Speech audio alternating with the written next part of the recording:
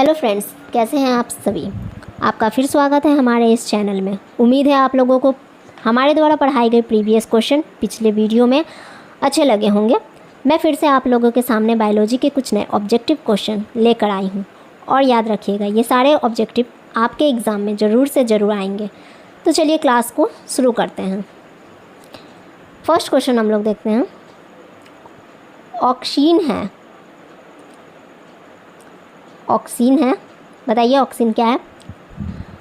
Option A वसा, option B enzyme, option C hormone, option D carbohydrate. Auxin होगा hormone. Auxin एक ऐसा hormone है जो पौधों में पाया जाता है, ठीक है, याद रखिएगा। नेक्स्ट क्वेश्चन आते हैं, सेकेंड नंबर। मस्तिष्क में विभिन्न सूचनाएं किस रूप में संचित होती है। मस्तिष्क में विभिन्न सूचनाएं किस रूप में संचित होती है। ऑप्शन ए चेतना, ऑप्शन बी आवेग, ऑप्शन सी उद्दीपन, ऑप्शन डी संवेदना। तो याद रखिएगा दोस्तों, मस्तिष्क में विभिन्न सूचनाएं हमारे उद्दीपन के रूप में संचित होती है। किसमें? उद्दीपन। नेक्स्ट है 3 नंबर क्वेश्चन। रक्षी कोशिकाएं पाई जाती हैं। रक्षी कोशिकाएं कहाँ पाई जाती हैं। ऑप्शन ए जड़ में, ऑप्शन बी पत्तियों में, ऑप्शन सी फूलों में, ऑप्शन डी फलों में। तो रक्षी कोशिकाएं हमारे कहाँ पाई जाती हैं।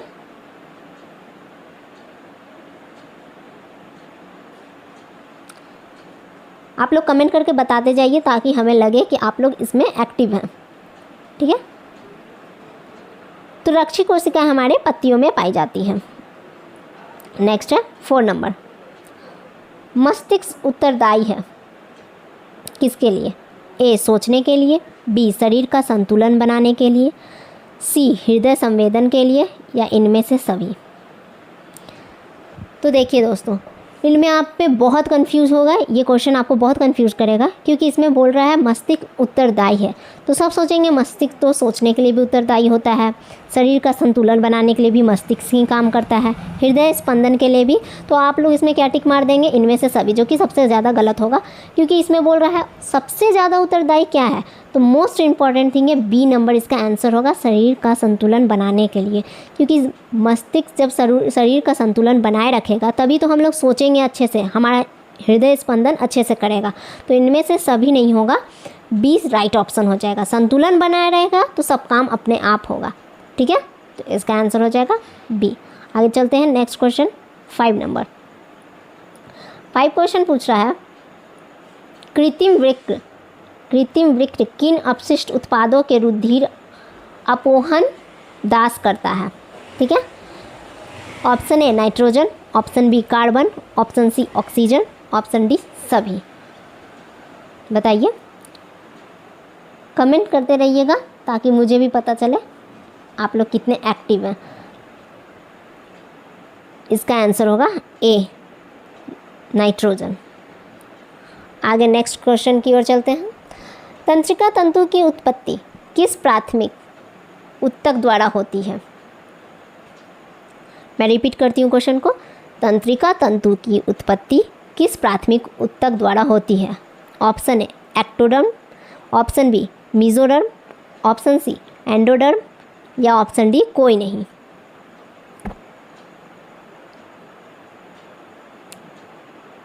तो इसका आंसर होगा ऑप्शन सी एंडोडर्म, ठीक है। आप लोग वीडियो को हो सके जितना से जितना हो सके शेयर कीजिए अपने फ्रेंड लोग के साथ। वीडियो अच्छी लगे तो कमेंट में बताइएगा ज़रूर। आइए नेक्स्ट क्वेश्चन आते हैं 7 नंबर। थायरोक्सिन का स्रावन कहाँ से होता है। तो देखिए दोस्तों, इसके क्वेश्चन में ही इसका आंसर आप लोग को मिल जाएगा। थायरोक्सिन का स्रावन कहाँ से होता है। तो थ से थायरोक्सिन और इसमें आ जाएगा थ से थायराइड। याद करने का एक बेस्ट तरीका है, ठीक है। इसका आंसर हो जाएगा ए। आगे चलते हैं 8 नंबर क्वेश्चन की ओर।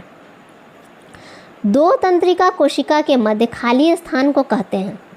2 तंत्रिका कोशिका के मध्य खाली स्थान को कहते हैं, क्या कहते हैं। ध्रुमिका, बी सिनेप्स, सी ऑक्सॉन, या डी आवेग? इसका आंसर होगा बी, सिनेप्स। चलिए आगे चलते हैं क्वेश्चन नंबर 9 की तरफ। निम्नलिखित में कौन लैंगिक जनन रोग नहीं है? A AIDS, B gonorrhoea, option C syphilis या ऑप्शन डी टाइफॉइड। हम लोग जहाँ तक जानते हैं एड्स रोग है, गोनेरिया भी एक रोग है, सिफिलिस भी एक रोग है और सिफिलिस एक रोग नहीं है, लैंगिक जनन रोग नहीं है, और टाइफॉइड है, लैंगिक जनन रोग है। तो हम लोग का क्वेश्चन क्या बोला है? नहीं है। तो नहीं का आंसर नहीं में जाएगा। तो सिफिलिस क्या है? नहीं है। ठीक है, सिफिलिस क्या है? नहीं है। ये हो जाएगा आपका option number C answer. Next 10 number question की ओर आएंगे। ऑप्शन 10 बोल रहा है कौन सी नलिका विहीन ग्रंथि है? कौन सी नलिका विहीन ग्रंथि है? A gastric, B lacrimal, option C adrenal या ऑप्शन डी स्लाइवरी। चलिए जवाब दीजिए। इसका आंसर होगा एड्रिनल। ठीक है, नेक्स्ट क्वेश्चन की ओर आते हैं। क्वेश्चन नंबर 11, वह संरचना जो उद्दीपन की पहचान कराती है कहलाती है, क्या कहलाती है?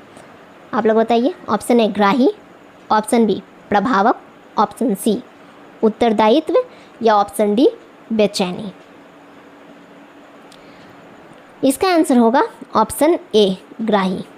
वह संरचना जो उद्दीपन की पहचान कराती है वह ग्राही कहलाती है। ठीक है, आइए नेक्स्ट क्वेश्चन नंबर 12 की ओर। निम्नलिखित में से कौन सी मास्टर ग्रंथि कहलाती है? मास्टर ग्रंथि कहलाती है, बताइए। Option A adrenal, option B thyroid, option C parathyroid या ऑप्शन डी पिट्यूटरी।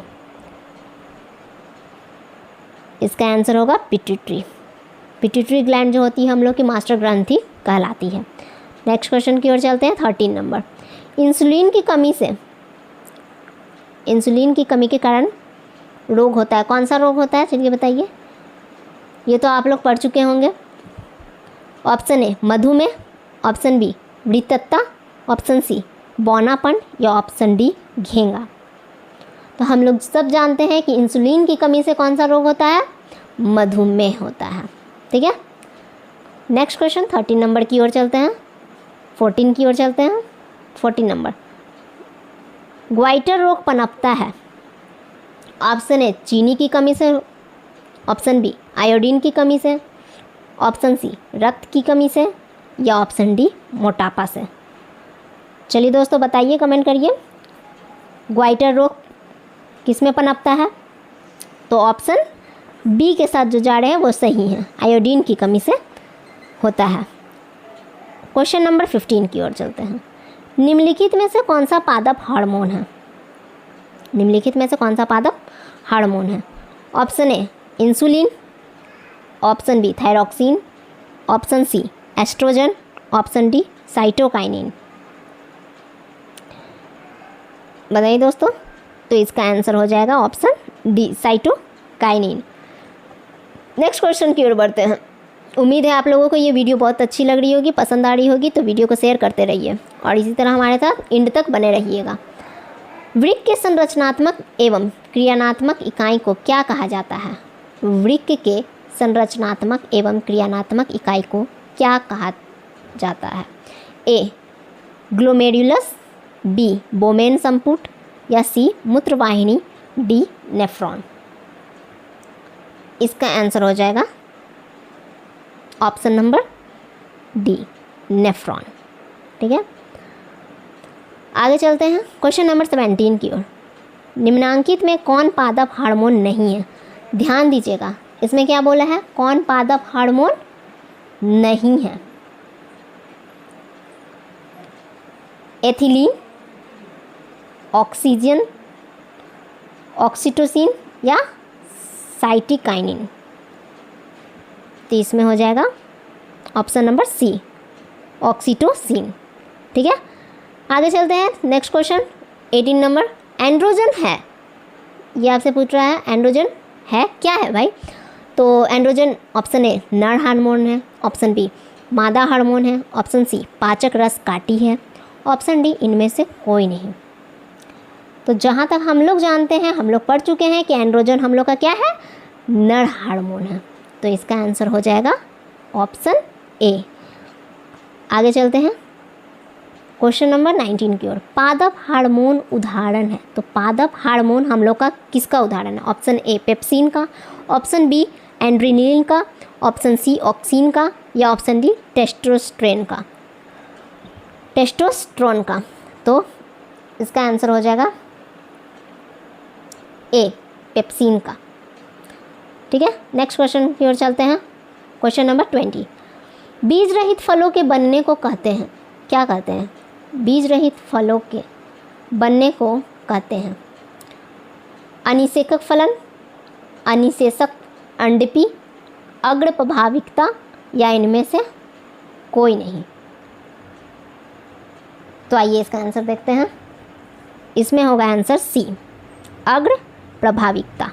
ठीक है, क्वेश्चन को ध्यान से देखिएगा दोस्तों, जहाँ नहीं समझ में आएगा वहाँ कमेंट करके ज़रूर पूछिएगा, मैं आपके कॉन्सेप्ट को क्लियर ज़रूर कर दूंगी। क्वेश्चन 21 की ओर चलते हैं। निम्नलिखित में कौन लैंगिक जनन संचारित रोग है? A AIDS, B gonorrhoea, C typhoid, या ऑप्शन डी ए और बी दोनों। तो इसका आंसर होगा ऑप्शन डी ए बी दोनों। एड्स और गोनोरिया दोनों हम लोग के क्या हैं? लैंगिक जनन संचारित रोग है। तो option D is the right option. ठीक है, आगे चलते हैं 22 की ओर। नर हार्मोन का नाम है, नर हार्मोन का क्या नाम है?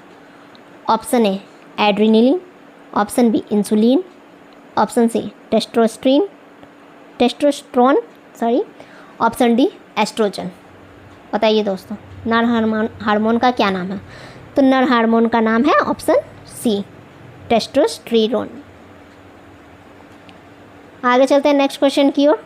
क्वेश्चन 23, इंसुलिन का स्राव होता है, किसके द्वारा होता है?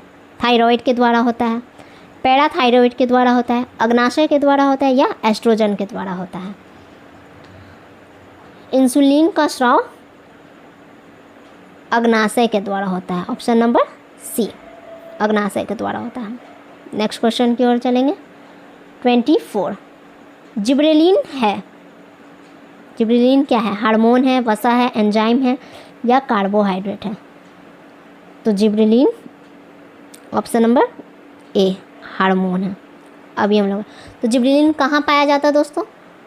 ऑक्सीन, जो हम लोग पहले भी पढ़ चुके हैं, वो पाया जाता है पौधों में। जिब्रेलिन भी एक तरह का हार्मोन है जो कहाँ पाया जाता है? पौधों में। ठीक है, जो लोग नए जुड़े हैं इस वीडियो में, वो जाकर पहले पिछली वीडियो देख लीजिए, ताकि आपको आगे आने वाली और भी वीडियो समझ में आती रहे। चलिए नेक्स्ट क्वेश्चन की ओर आते हैं। 25 क्वेश्चन में हम पूछ रहे हैं, पत्तियों का मुरझाना, पत्तियों का मुरझाना किस हार्मोन के कारण होता है? तो देखिए दोस्तों, पत्तियों का मुरझाना किस हार्मोन के कारण होता है? Option A auxin, option B gibberellin, option C cytokinin, option D abscisic अम्ल। चलिए आप लोग बताइए, ये जितने भी ऑप्शन दिए हुए हैं ये सभी पौधों के हार्मोन हैं। ये जितने भी ऑप्शन दिए हुए हैं ये सभी पौधों के हार्मोन हैं। तो यहाँ पे बोला है मुरझाने का काम किस हार्मोन द्वारा होता है? पत्तियों में मुरझाने का काम किसके द्वारा होता है? तो ऑप्शन डी में होता है। अगर पूछा जाए इसका आंसर ऑप्शन डी होगा। देखिए दोस्तों, अगर आपसे पूछा जाए ऑक्सीन क्या का काम करता है, तो ऑक्सीन पौधे की लंबाई बढ़ाता है। ऑक्सीन क्या करता है? पौधे की लंबाई बढ़ाता है, लंबाई बढ़ाने में काम आता है, पौधे की लंबाई बढ़ाता है। ठीक है, और अगर पूछा जाएगा जिब्रेलिन पौधों में क्या काम करता है, तो जिब्रेलिन फूल खिलाने में मदद करता है, फूल के खिलने में मदद करता है, फलों का विकास करता है। ये सब काम किसका है? जिब्रेलिन का है। फलों का विकास करता है। और बीज का अंकुरण होना भी किसके कारण होता है? जिबरेलिन के कारण होता है। ऑप्शन सी बोल रहा है साइटोकाइनिन। तो अगर आपसे पूछा जाएगा साइटोकाइनिन पौधों का हार्मोन जो साइटोकाइनिन होता है वो किस चीज़ में मदद करता है, तो ये पत्तियों को, ये क्या करता है? पत्तियों को अधिक समय तक हरा रखता है। पत्तियों को क्या रखता है? पत्तियों को हरा रखता है, हरा रखने में मदद करता है। ठीक है। और लास्ट ऑप्शन है एब्सिसिक अम्ल। तो अभी हम लोगों ने पढ़ा पत्तियों का मुरझाना किस हार्मोन के कारण होता है? एब्सिसिक अम्ल का, जो फूलों को झड़ने में मदद करता है, पौधों को वृद्धि को भी रोकता है। ये क्या करता है? पौधे की वृद्धि को भी रोकता है।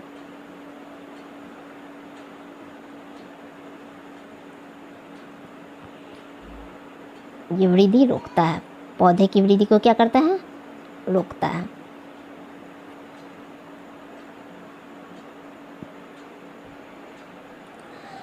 ये हमारा आखिरी प्रश्न था। तो चलिए दोस्तों, कैसा लगा आप लोगों को ये वीडियो, कमेंट करके ज़रूर बताइएगा। और वीडियो को जितना हो सके आप शेयर कीजिए।